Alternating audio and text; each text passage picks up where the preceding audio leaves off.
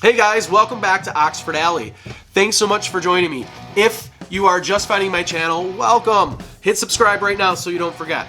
Now, today I'm going to invite one of my very close, my old dear friend, Chad, AXEMANCHAD over on Instagram. He is going to help me pull out the engine and transmission out of this car. Now, I myself have never actually done it before, but Axeman has done it a few times, so he's going to help me out. I do think one person can pull an engine and trans out of a C3 by themselves. I think it's absolutely possible, but if you've got a buddy, you've got someone else that can kind of keep an eye out for things, and another set of eyes is not going to hurt you guys. But one person, absolutely, you can do it. You can pull a 350 and the transmission at one time by yourself. It can be done. Again, Axeman's going to come over and help me do it, but let me tell you a little bit about the car and about the build. This is a pretty original 1976 Stingray Corvette. I got it about 10 years ago. One of my neighbors found it actually in a barn, and he got it up and running, and he got it running for his wife. His wife decided it really wasn't for her. She wanted a Camaro. She ended up with a 67 Camaro, so I think she did pretty good. I ended up buying this after he got it up and running for me, so it worked out good for me too. It's pretty well original. The only thing that I've really ever done to this car is paint, and I put some headers and some exhaust on it because I wanted it to sound cool. But with the 180 horsepower and the really low compression that came out of that smog area in the mid-70s, it left me still wanting something else out of this car. So finally I have time and I have the desire, and I've got you guys out there to help me as well. So we are going to pull the engine out of this thing. We're going to do all kinds of stuff to it. When we put it back together, it will not be stock.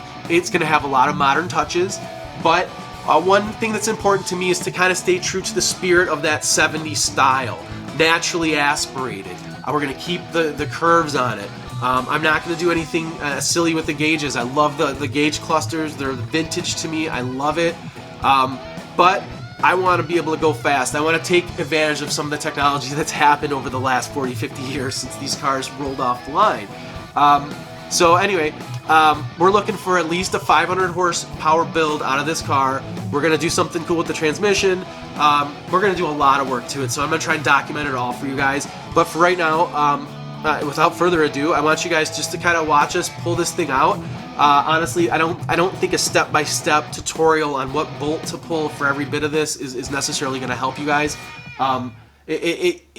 Get all your accessories taken off and kind of just start looking around and see where it's bolted at. You're going to take the engine mount bolts off, and then we took the transmission out right with it, so pull the drive shaft off, couple of bolts holding that transmission mount in, and out it's going to come.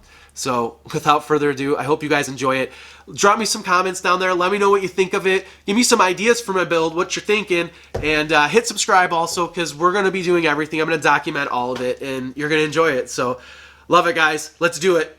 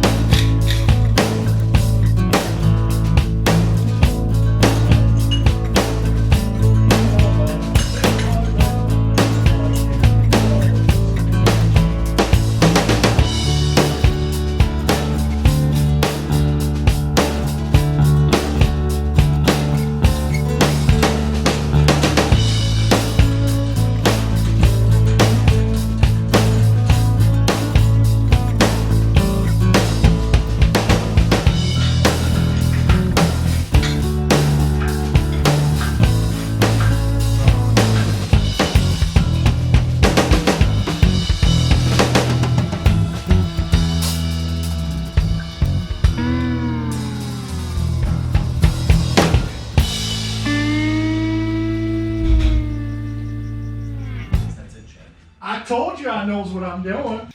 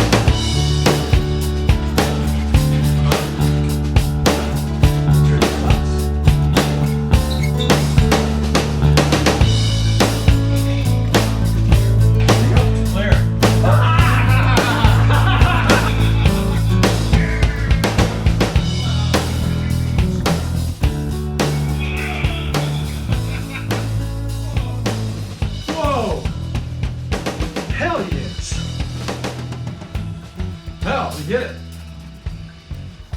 Well, hey guys, it wasn't that bad. Chadman and I, we pulled out the 350 and the T10 transmission, and for you it only took about 6.5 minutes. But in reality, honestly, it only took us about a half hour from the time we got serious about pulling the engine out to the time that it was on the engine stand. That was really due to the fact that I had the car pretty well prepped. I had the entire front accessory drive pulled off of the engine. I had the exhaust completely gone, the radiators out of the car. So we had a boatload of space to work with.